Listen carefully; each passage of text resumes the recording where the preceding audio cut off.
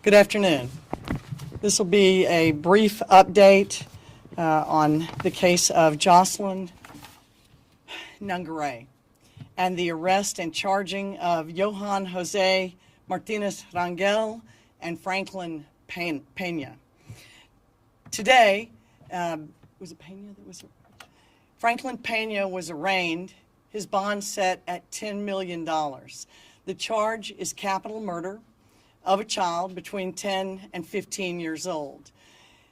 At this time, the current charge does not carry death penalty eligibility. However, it is important for the public and the press to know that the investigation is ongoing, that forensics and lab work are required in this case, and unlike on television, they can't do it in an hour.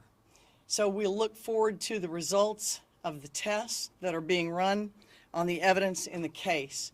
And should those tests produce evidence that would support a charge of sexual assault, or should other evidence be brought forward that supports a charge of kidnapping, both underlying offenses would make this capital murder and these individuals death penalty eligible.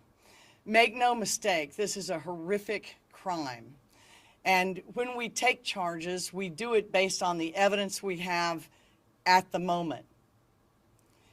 We look forward to working with our lab, continuing to work with our investigators, and it's obvious that Jocelyn had a loving family. The support that they've shown will continue because their daughter, like all of our children, was one of our most vulnerable citizens. And we have to protect our most valuable resources, our kids. So our hearts go out to the Nungaray family. I want to bring up at this time Alexis Nungaray, Jocelyn's mother, for a few words to you. If there are questions about the case that we can answer, then our lead prosecutor, Megan Long, will be available to answer it. She is assisted by Elizabeth Lieberman, who is here but in the back. These are the prosecutors who will be handling the case. They'll be back tomorrow for the arraignment of the second defendant, Johan Jose Martinez Rangel. Alexis? First and last name spelling? Yes, first name is Megan, M-E-G-A-N. Last name is Long, L-O-N-G. And Elizabeth Lieberman. And she'll have to tell you where the I's and the E's go after this. All right. Alexis?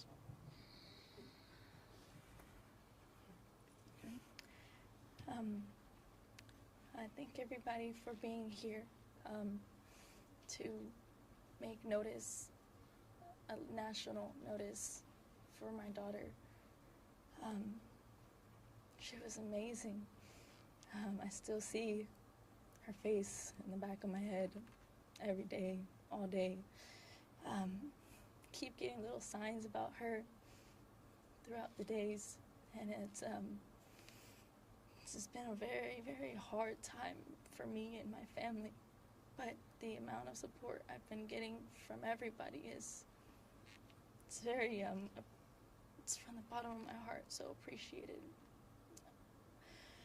I hear her sayings just replaying over and over in a loop in my brain.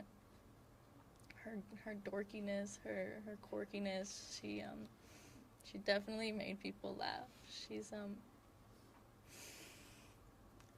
I'm always gonna remember those memories because she had such a bright future ahead of her, and I knew she was gonna go very far. And these monsters took that opportunity from her, from our family, of watching her.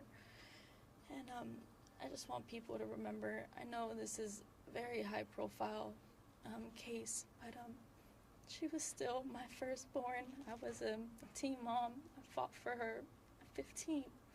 So 27 now, I'm still fighting for her.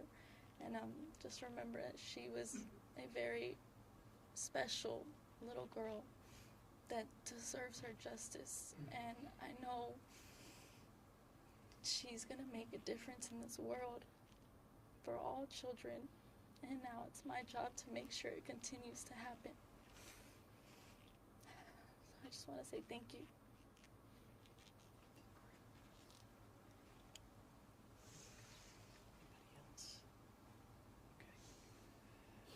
A question for you. The judge set a bond at $10 million. This was higher than what the district attorney's office asked for. Were you surprised by this, and what's your reaction to the judge's decision? Well, my reaction is that I support bonds that are sufficient to hold high-risk defendants in custody while they're charged with violent crimes and awaiting trial. We need faster trials, and that's part of why we created a homicide division and asked the legislature to prioritize murders and capital murders, which they did. So we're supportive of the bond that was set. We'll ask for the same bond for the co-defendant tomorrow. And as soon as our lab results are back, and if they support a death penalty eligible type of capital murder, then we'll come back and ask for no bond. Can you talk about the death penalty from 10 to 15 years old and how that impacts the district attorney's office when trying these cases, how there isn't eligible for a death penalty for some reason, this age restriction from 10 to 15 years old? Our laws treat the age of victims differently, and they've changed where they draw the line. Used to be children under 6 if they were murdered. That created an underlying offense that would support death penalty in capital murder.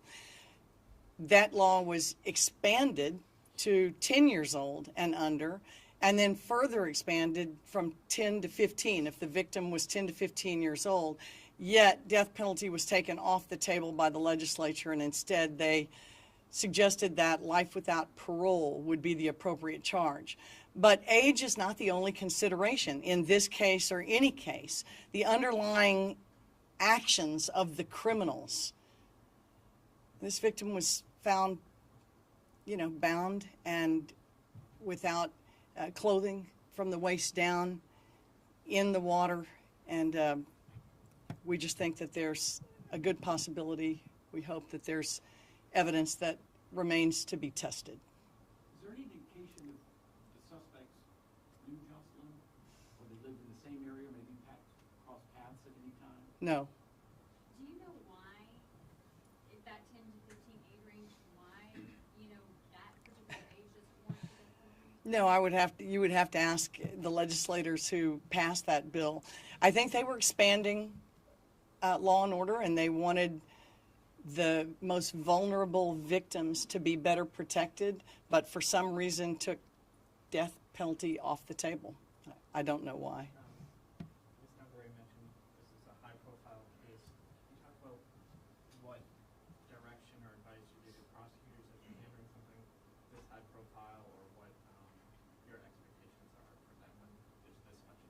So let me take just a minute to brag on the prosecutors that we've carved out to serve in the homicide division of the Harris County DA's office. It's a relatively new position. We've had it for the last 3 years. The idea was to reduce the trauma for victims by putting our most qualified prosecutors on capital murders and hopefully not having to reassign them as often, so that these family members didn't have to go through the trauma of working with new prosecutor after new prosecutor, as can happen here. So, it's a reflection of our intent to better serve crime victims.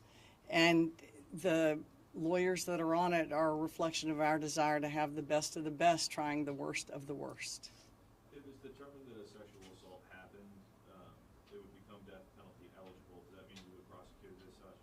It doesn't mean that. We make determinations about whether or not we're going to seek death very carefully. We have a committee.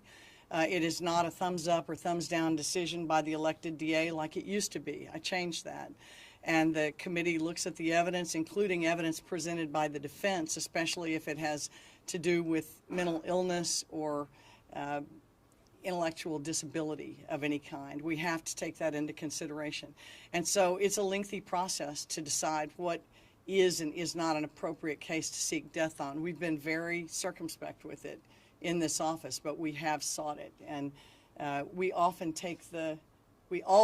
take the wishes of the family and the feelings that they have about punishment into consideration.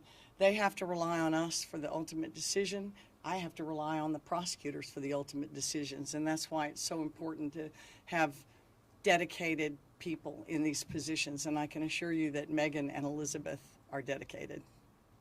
Can you speak about the mechanics of having someone on an ice hole while a state case is being prosecuted? You know, I can't speak to the ankle monitor that this fellow that Franklin Pena was wearing. Is that right? I can't speak to ICE putting ankle monitors on folks and releasing them. Our immigration system is broken, and if there was ever a case that reflected that, it's this one. So you're not able to confirm if one of them put off their ankle monitors after she died? I can't confirm it. Mm-mm.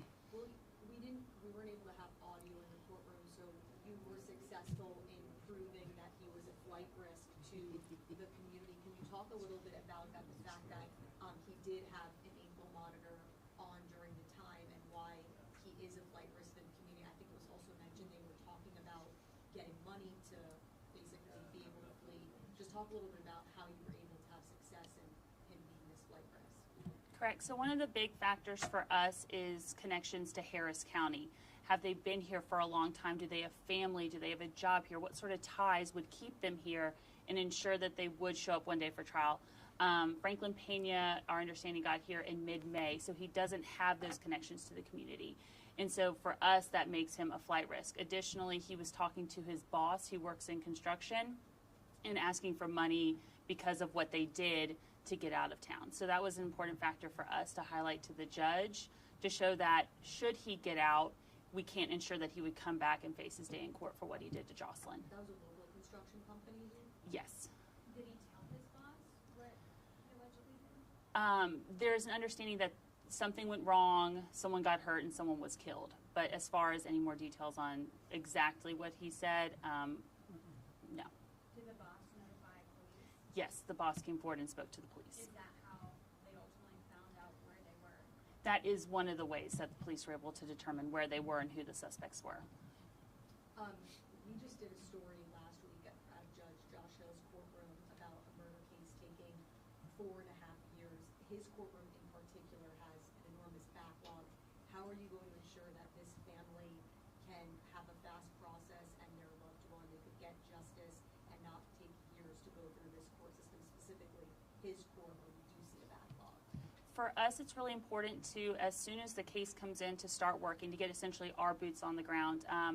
I come from a fantastic division where myself and all of the homicide divisions, investigators from our office, were out there ourselves interviewing possible witnesses, trying to find everything we can. So a big part of it for us is getting our process started quickly, getting the evidence in our hands, and then evaluating the case. Additionally, is just getting the testing done in a timely manner really helps us move cases along and get justice for Jocelyn sooner. Let me answer that question too. It's very important that the public know that judges control the schedules. Judges tell trial lawyers what day we're going to trial. Judges decide if continuances will be granted. Judges decide if we've completed all of our discovery obligations. So we rely upon the courts for scheduling, and that's why I've suggested that we need faster trials, and that's why we sought that law change, why we created this division, and why these prosecutors, these are the prosecutors that want to go to trial. These are the prosecutors who object to the defense continuances.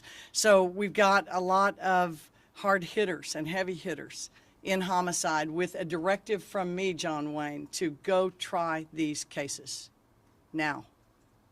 Thank you very much.